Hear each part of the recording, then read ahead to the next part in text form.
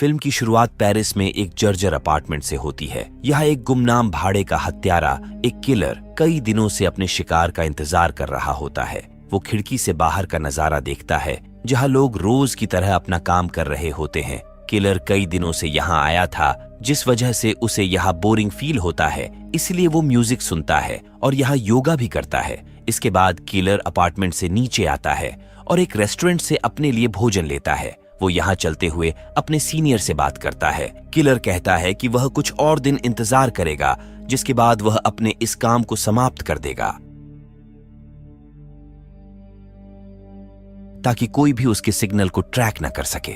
आश्रय में लौटकर हत्यारा दृष्टि के प्रिज्म के माध्यम से राहगीरों की जांच करता है। शाम को लोग कम परेशान लगते हैं। तब हत्यारा अपने राइफल को सेट करता है। तभी अचानक उसे दरवाजे के बाहर कदमों की आवाज सुनाई देती है। उसे लगता है कि शायद कोई अंदर आने वाला है। वह चौकन्ना हो जाता है, लेकिन हम देखते हैं कि बाहर एक डाकिया है और वह ढेर सारा लेटर अंदर फेंक कर चला जाता है। इसके बाद हत्यारा वापस अपनी जगह पर आता है और खिड़की से अपने टारगेट को देखता है, लेकिन अभी भी उसका टारगेट होटल में नहीं आया था। हत्यारा टेबल पर बिस्तर लगाता है और कुछ देर के लिए सोता है। कुछ समय बाद घड़ी का अलार्म बजता है और हत्यारा तुरंत बिस्तर से उठता है। वह जब होटल की जांच करता है तब वह देखता है कि उसका शिकार वहां आ चुका है और उसके साथ एक लड़की भी वहां आई थी।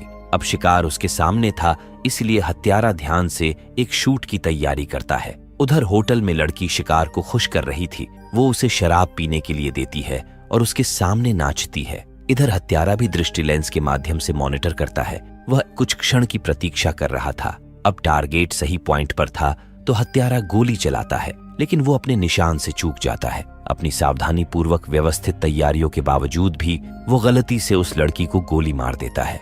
अंगरक्षकों ने हत्यारे को देख लिया था, जिस वजह से वे जल्दी से पर्दे को खींच लेते हैं। हत्यारा अपने टारगेट को मारने से चूक गया, इसीलिए वो जल्दी से सारा सामान पैक करता है और अपार्टमेंट से नीचे आ जाता है। वो अपनी बाइक लेकर यहाँ से भागने लगता है और रास्ते में अपना सारा सामान अलग अलग जगहों पर फेंकता जाता है। हत्यारा देखता है कि पुलिस भी उसके पीछे पड़ चुकी है, इसीलिए वो उनसे बचने के लिए अपनी बाइक को गलियों में से लेकर जाता है। पुलिस से बच जाता है और वो एक सुनसान जगह पर आकर अपनी बाइक को पार्क करता है। इसके बाद वो एक निकटतम सार्वजनिक शौचालय में आता है। वह अच्छी तरह से नहाता है और कपड़े बदलता है। हत्यारा शौचालय से बाहर आता है और एक टैक्सी लेकर सीधा एयरपोर्ट पर आता है। अंदर जाने से पहले वो अपना कुछ बचा हुआ सामान और एक आखिरी बंदूक को प्रवेश द्वार पर कूड़ेदान में फेंक देता है। अंदर वो चेक इन काउंटर के पास एक कुत्ते के साथ कुछ पुलिस अधिकारियों को देखता है। ये देख वो जल्दी से शौचालय में जाता है और खुद को दोबारा से साफ करता है। इसके बाद हत्यारे को उसके सीनियर का कॉल आता है, जिसने उस आदमी को मारने का घूस दिया था। सीनियर उससे कहता है कि तुम अपने टारगेट को नहीं मार पाए, जिस वजह से क्लाइंट हमारे ऊपर बहुत गुस्सा है। क्योंकि तुम टारगेट नहीं मार पाए, इसलिए टारगेट ने अपनी सिक्योरिटी बढ़ा दी है, जिस वजह से अब उसे मार पाना इम्पॉसिबल है। सीनियर की बातें सुनकर हत्यारे को थोड़ा सा टेंशन होता है, इसीलिए वो अपने मोबाइल फोन को तोड़ता है और उसे डस्टबिन में डालकर चला जाता है। वो वेटिंग एरिया में बैठकर विमान में चढ़ने का इंतजार कर रहा है, लेकिन तभी यहाँ वो एक आदमी को देखता है जिसने काले चश्मे को पहन रखा था। उस आदमी को देख हत्यारे को शक होता है और उसे लगता है कि शायद वो आदमी उसका पीछा कर रहा है। विमान में बैठने के बाद वो आदमी लगातार हत्यारे को देख रहा था। हत्यारा जब अपने डेस्टिनेशन पर लैंड करता है तो तब भी वो यहाँ उसी आदमी को देखता है। अब उसे पूरा यकीन हो गया था कि वो आदमी इसका पीछा कर रहा है। होटल में आने के बाद हत्यारा दरवाजे पर सभी चीजों को सेट करता है और एक चाकू लेकर सोफे पर बैठ जाता है, तब ये उस पर हमला कर सके। लेकिन पूरी रात इंतजार करने के बाद भी यहाँ पर कोई भी नहीं आता, इसलिए हत्यारा सुबह अपनी दूसरी क्लाइंट लेता है और डोमिनिकन रिपब्लिक चला जाता है, जहाँ समुद्र के किनारे उसका एक गुप्त ठिकाना है। अपने पते पर पहुंचने पर उसे प्रवेश द्वार पर कुछ जूते के निशान और सिगरेट के कई सारे टुकड़े दिखाई देते हैं। ये देख वो समझ जाता है कि जरूर यहाँ पर कोई आया है, कि इसे यकीन था कि घर के अंदर बिन बुलाए मेहमान अभी भी उसका इंतजार कर रहे हैं। लेकिन अंदर आने पर उसे घर का सामान बिखरा हुआ और कुछ खून के धब्बे मिले, लेकिन उसे कोई भी नहीं मिलता। हत्यारा अपनी प्रेमिका को यहीं पर छोड़कर गया था, लेकिन वो भी यहाँ नहीं मिली। लेकिन तभी उसे फोन पर पता चला कि उसकी प्रेमिका अस्पताल में है। हत्यारा भागता हुआ अस्पताल आता है। लड़की का भाई वहां अस्पताल में बैठा है और वह उसे सब कुछ बताता है जो भी उसकी बहन ने उसे बताया था। वह बताता है कि हमलावर दो थे, जिसमें एक पुरुष और एक महिला थी। उन दोनों का लक्ष्य डकैती बिल्कुल भी नहीं था, क्योंकि वो घर में आते ही मेरी बहन को मारने लगे। उन्होंने जब देखा कि लड़की मरने ही वाली है तो वे उसे वहीं छोड़कर एक हरे रंग की टैक्सी में बैठकर भाग गए। उधर जब लड़की को होश आता है तब वह बताती है कि हमलावर उसकी तलाश कर रहे थे, लेकिन उसने उन्हें कुछ भी नहीं बताया।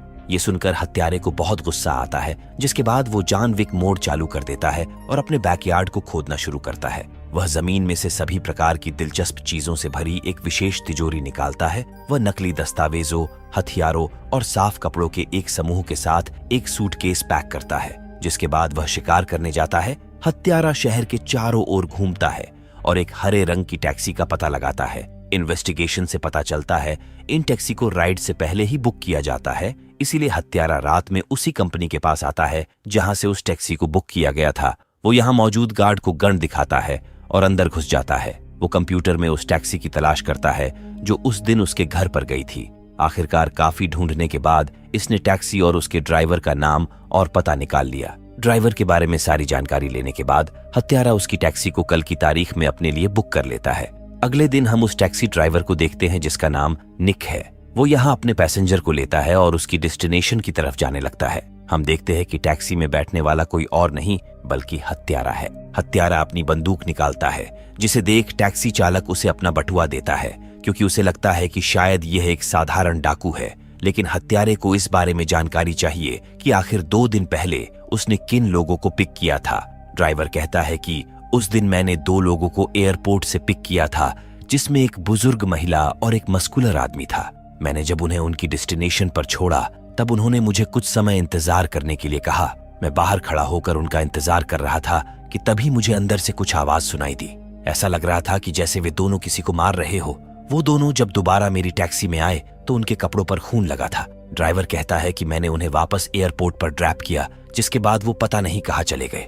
ड्राइवर की बात सुनकर हत्यारा समझ जाता है कि इसकी गर्लफ्रेंड को मारने वाला कोई और नहीं बल्कि इसका बॉस हॉजिस है, क्योंकि इसने उसके काम को पूरा नहीं किया था। इसलिए हॉजिस ने अपने 2 लोगों को इसके घर भेजा ताकि वे इसे मार सके, लेकिन ये घर पर नहीं था, इसलिए उन लोगों ने इसकी गर्लफ्रेंड को मारा। सारी चीजें जानने के बाद हत्यारा न्यू ऑर्लिन्स आता है, क्योंकि इसका बॉस हॉजिस इसी शहर में रहता है।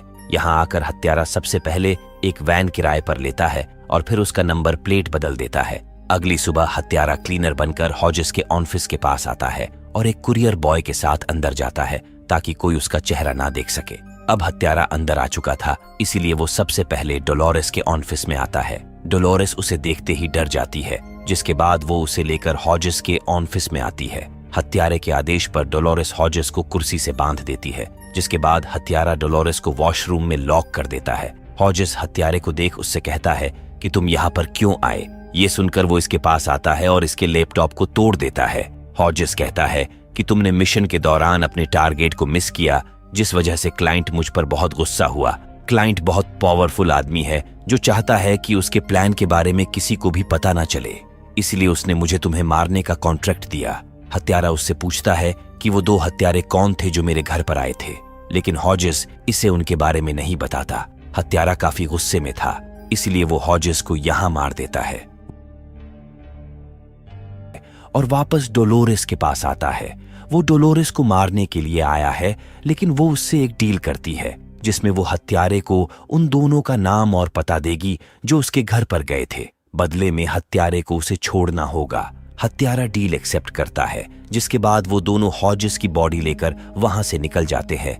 डोलोरेस हत्यारे को अपने घर लेकर आती है और वो उसे एक फाइल देती है जिसमें उन दोनों का पता था जो इसके घर पर गए थे। साथ ही इसे उस क्लाइंट का भी पता मिलता है जिसने हॉजिस को कॉन्ट्रैक्ट दिया था। हत्यारा डोलोरेस से बात करते हुए कमरे से बाहर आता है, जिसके बाद वो उसकी गर्दन तोड़कर उसे सीढ़ियों से नीचे गिराकर मार देता है।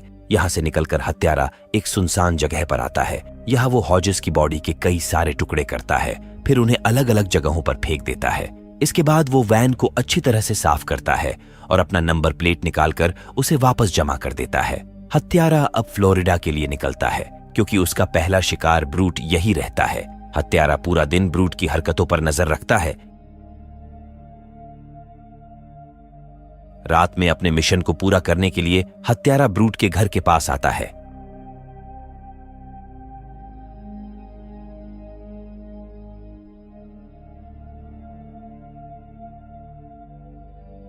जिसके बाद हत्यारा अंदर आता है और अपनी गन लेकर ब्रूट को ढूंढने लगता है, लेकिन ब्रूट भी उसी का इंतजार कर रहा था। दोनों के बीच यहाँ एक लंबी फाइट होती है। ब्रूट काफी तेज था, जिस वजह से वो हत्यारे के ऊपर भारी पड़ता है, लेकिन हत्यारा किसी तरह अपनी गन लेता है और उसे मार गिराता है।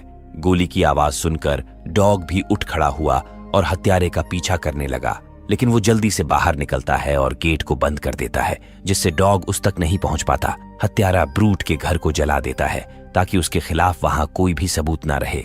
अपने पहले टारगेट को खत्म करने के बाद हत्यारा अब न्यूयॉर्क के लिए निकलता है, क्योंकि उसका दूसरा टारगेट वहां है। वो यहाँ एक सफेद बाल वाली महिला का पीछा करता है जिसका नाम एक्सपर्ट है।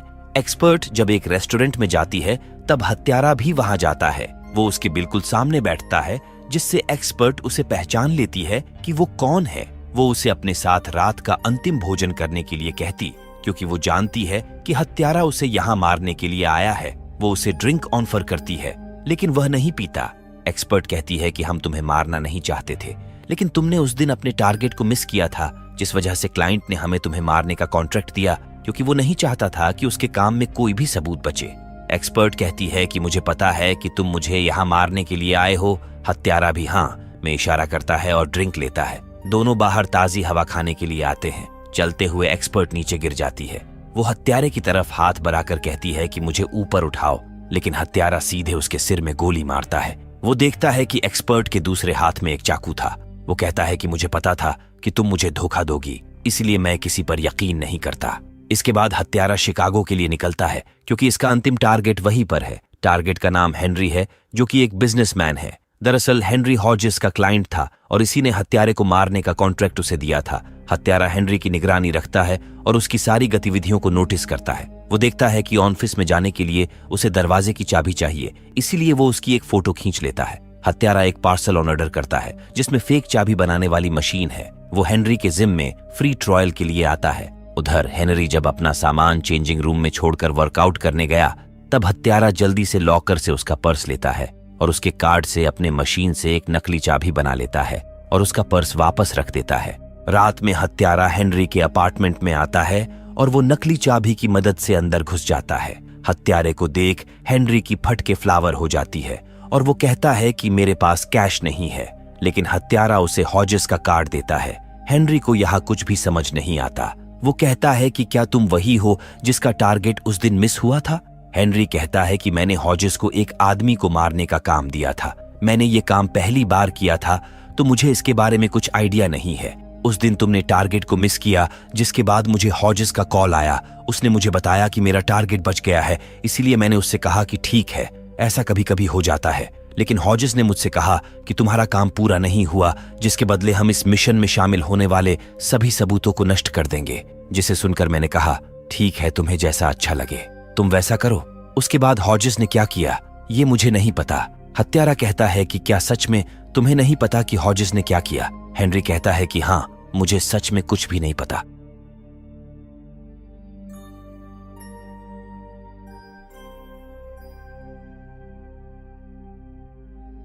वो यहां से निकल जाता है। हत्यारा वापस डोमिनिकन रिपब्लिक आता है और अपनी गर्लफ्रेंड के साथ रहने लगता है। वो अब अपने काम से रिटायर हो गया और अपनी गर्लफ्रेंड के साथ अकेले रहने का फैसला किया।